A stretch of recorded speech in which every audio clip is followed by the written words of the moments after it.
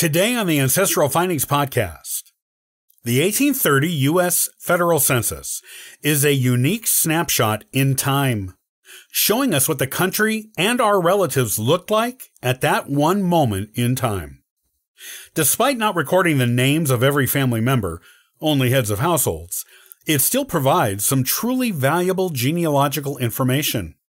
Here's what you should know about the 1830 US Federal Census.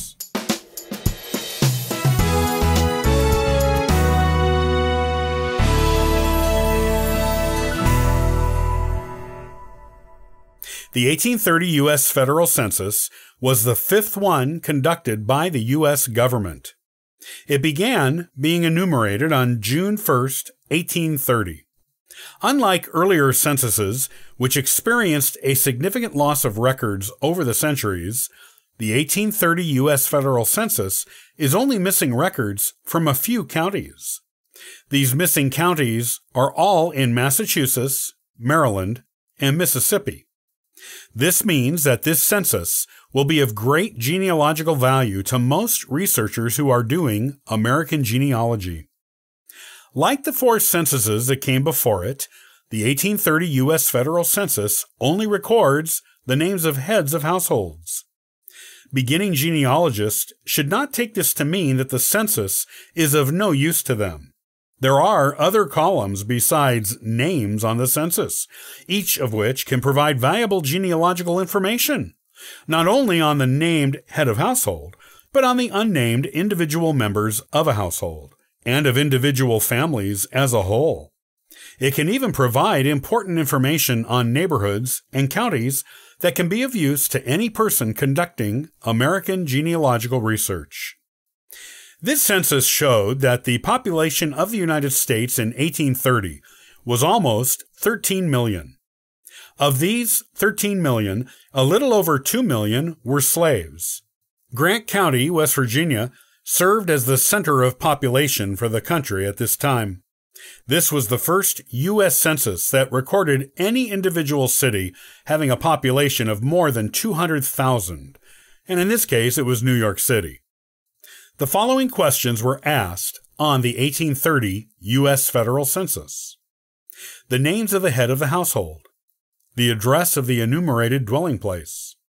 The number of free white males and females in a household from infants to age 20 in 5-year age groups. The number of free white males and females in a household from ages 20 to 100 in 10-year age groups. The number of free white males and females in a household age 100 and older. The total number of slaves and free African American people in a household, grouped into 6 different age groups. Census returns for slaves and free African Americans are recorded on the opposite page of the census book for this census than for white people. The number of deaf and/or mute people in a household under 14 years old, from 14 to 24 years old, and age 25 and older. The number of blind people in a household. The number of unnaturalized foreigners in a household.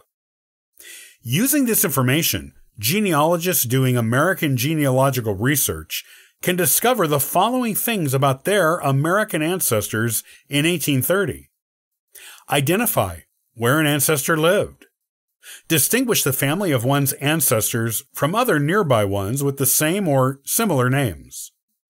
Learn the size of a family in 1830. Learn the location of other potential ancestors or relatives with the same surname. Learn the names of neighbors of one's ancestors, which can be useful in finding records that mention one's ancestors, such as the wills and land records of the neighbors, and of mentions of the neighbors in old newspaper records. Learn which ancestors, if any, were slaveholders and who in a neighborhood was a slaveholder. Discover variations in the spelling of first and last names that might have otherwise been previously unknown.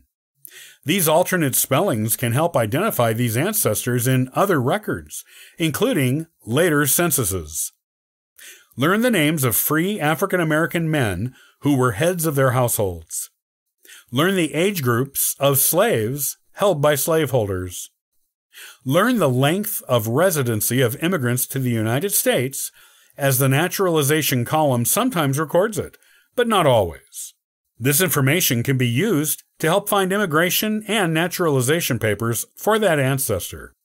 The 1830 US Federal Census was the first one to use printed forms rather than hand-drawn ones.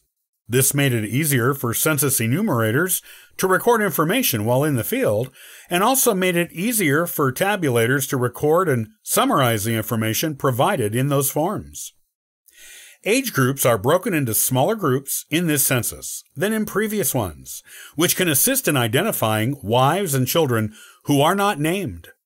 This is also the first census to list the number of deaf, blind, and mute people in a household, and to also include slaves in those categories. This census was taken during a time of great change in the United States. Andrew Jackson was the U.S. president, and he was waging a campaign of extermination against the indigenous Native Americans. Many conflicts with the Native Americans and the U.S. government happened during this time. The infamous Trail of Tears, where Eastern-based Native Americans were force-marched from their homes to new settlements in the Midwest, happened the year after this census was taken.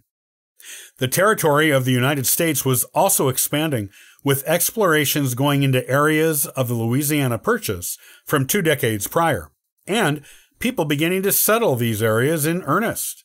Manifest destiny was the rule of the time.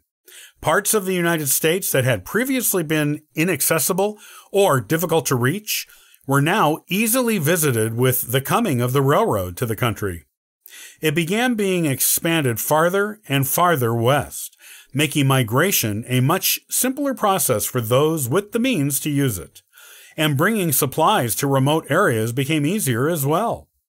This opened up vast swaths of the continent to U.S. settlers who wished to find areas with more land available to them and new economic opportunities. When you use the 1830 U.S. Federal Census in your genealogical research, you are looking at a snapshot of your family as it was in that year. You can also place your family in the context of the United States as a whole during this time of change and technological progress. It is a valuable genealogical tool, and one that anyone doing American genealogy research should have at their own disposal. You can get all the genealogical charts and forms that I've talked about. Look for the link in the description box.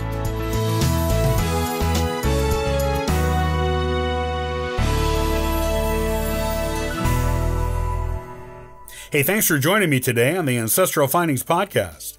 You can subscribe to the podcast on YouTube and iTunes.